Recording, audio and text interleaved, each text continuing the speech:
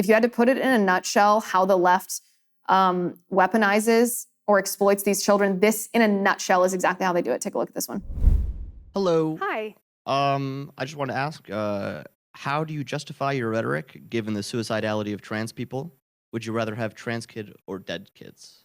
So what you're engaging in is a logical fallacy that is emotionally manipulative, rhetorical play, and I reject the premise, as all conservatives should.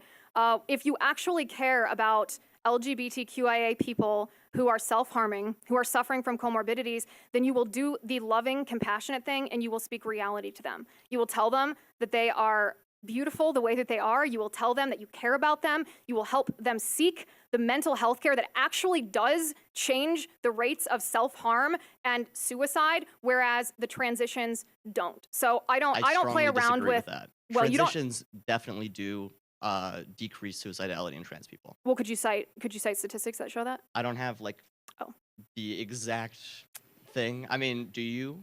Yes, do you have, I cited it before in the first question. Study and everything like that. I do. Yes. Can I have that?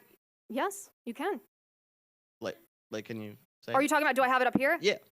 On this podium right now. Yeah, because that's your. Well, how about you hand me your me. statistics first, and then I'll hand you mine. No, that's what you were asking me. So if you're not prepared to give out that information, why should I be? Did you listen to the question about 3 people ago, where I cited the studies? You didn't cite the study. You simply said, "This is the way it was." How about this? I'll post my study. Not my study. I'll post the study that I reference on Twitter after this event, and you post yours. Sounds good. Thank you for the question.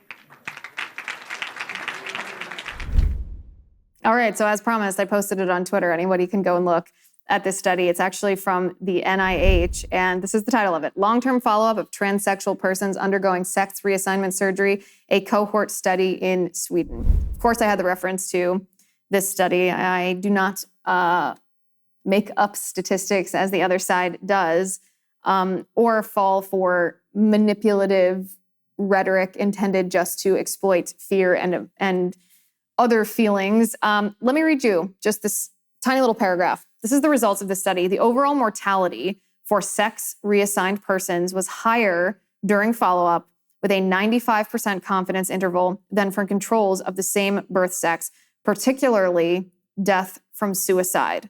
Sex reassigned persons also had an increased risk for suicide attempts and psychiatric inpatient care. Comparisons with controls matched on reassigned sex yielded similar results. Female to male, but not male to females, had a higher risk for criminal convictions than their respective birth sex controls.